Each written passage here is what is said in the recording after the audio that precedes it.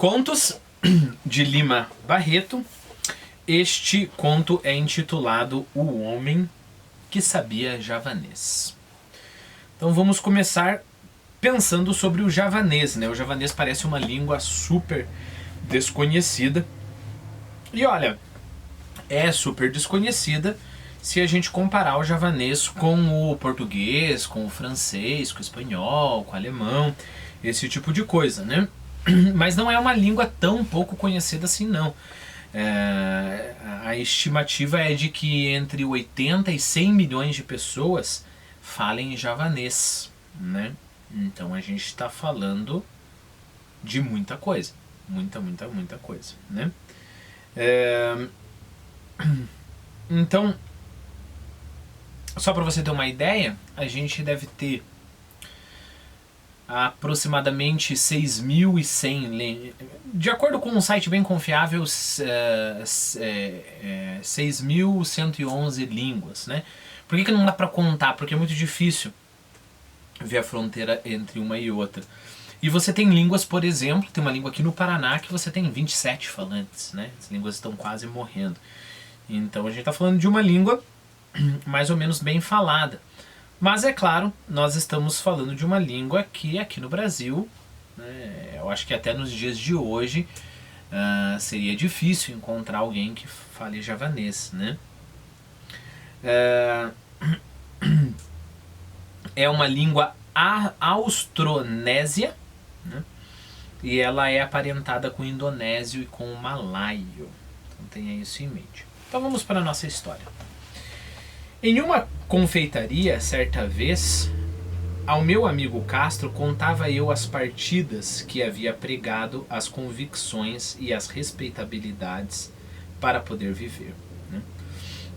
Partida que a gente poderia falar de brincadeira, né? Mas é muito mais uma peça no sentido de enganação, né?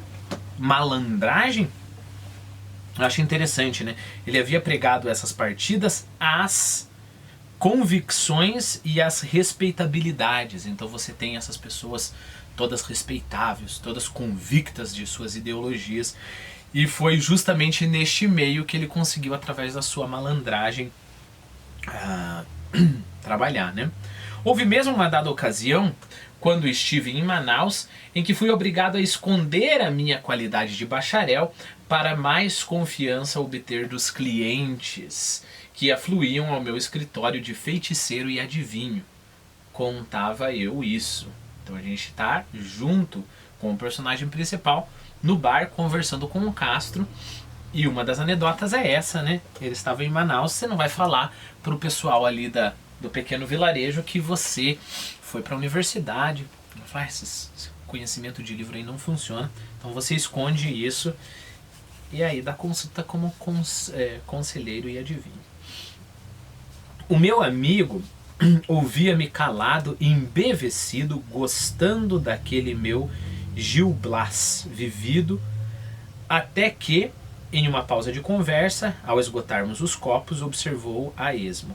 Bom, primeiro, né? Como assim que ele estava gostando daquele meu Gil Blas? Gil Blas é um romance picaresco, né? Foi muito famoso no século XVIII, começo ali do século XVIII, de 1715 a 1735, Gil Blas. E o que eu quero dizer com romance picaresco, né? O romance picaresco, ele retrata a história desse personagem malandro, né? O exemplo mais, para mim, pelo menos mais claro disso, é o Pedro Malazarte. Eu não sei se você já ouviu falar.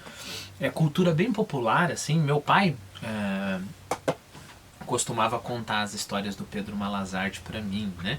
Que é basicamente um sertanejo que consegue enganar todo mundo com a sua esperteza, né? E as aventuras são sempre, às vezes, apimentadas, mas às vezes sempre essa ideia de enganar, né? Então, por exemplo, um determinado momento em que o Pedro Malazarte fez ali uma competição com o diabo para mostrar quem tinha maior força, né? E aí eles chegaram a um determinado campo e o Pedro Malazarte falou pro diabo, então você vai primeiro, mostra a tua força, né?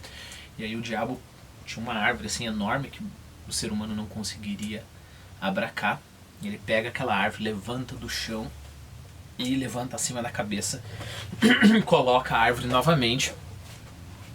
Se eu não me engano, na história esse campo pertencia a Deus, né? E o Pedro Malazarte olhou para aquilo e falou, tudo bem, interessante. E ele começou a pegar cipós, né? E começou a circular o bosque com cipós. Aí num determinado momento o diabo perguntou para ele, mas o que você vai fazer? Aí o Pedro Malazarte, não, eu vou enrolar todo esse bosque inteiro para eu poder levantar e mostrar para você a minha força. Aí o diabo falou, pelo amor de Deus, não faça isso que você vai acabar com a floresta do homem e ele vai ficar furioso. Tá bom, você ganhou. Então é esse tipo de historinha, né? História bem popular, de gosto bem popular, mas essa história picaresca, né? Uma outra dessas histórias que meu pai gostava de contar é uma que o fazendeiro tinha uma filha e ninguém tocava nessa filha, né? Ninguém tocava nessa filha. E até que um dia por que ninguém tocava nessa filha, né? Porque essa filha estava grávida, ela já tinha sido enganada e estava grávida, né? E aí morava no quarto desta filha, ficava no mesmo quarto a filha grávida e mais uma irmã, né? E essa irmã era a coisa mais linda do mundo. E também o fazendeiro, já porque a primeira filha tinha sido enganada, né? Tinha um cuidado tremendo pela segunda filha também, que era, né, uma menina pura. Aí o Pedro Malazarte começou a tentar paquerar com essa filha mais nova, a que não estava grávida, né? E conversa vai, conversa vem. O Pedro Malazarte conquista a menina, só que é claro, aquele namoro de janela, sempre, além de ser a janela, escondidas, né? Ele sabe que nunca que ele vai poder pedir a mão da menina em casamento, nem porque ele não quer casar com a menina, e também porque ele é um pobretão, né? Então ele pensa e um dia teve uma ideia. Ele se fantasia de mulher e vai até a grande fazenda do fazendeiro e fala que ele é uma parteira, né?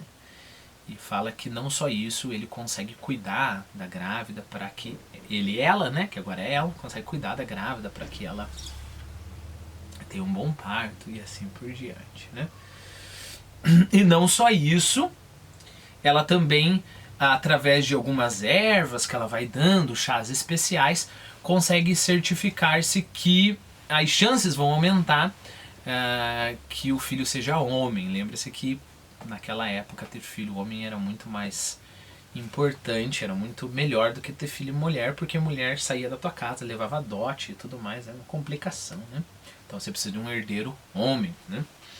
O fazendeiro acreditou na história e recolheu o Pedro Malazarte e colocou o Pedro Malazarte, porque ele era justamente a mulher que ia cuidar da sua filha grávida, colocou lá no quarto com as duas filhas, né? A filha do Pedro Malazarte, a filha que o Pedro Malazarte estava paquerando e a outra grávida, né? E aí o que acontecia era que toda noite o Pedro Malazarte saía da sua cama e ia lá com a filha mais nova, fazia festa, né?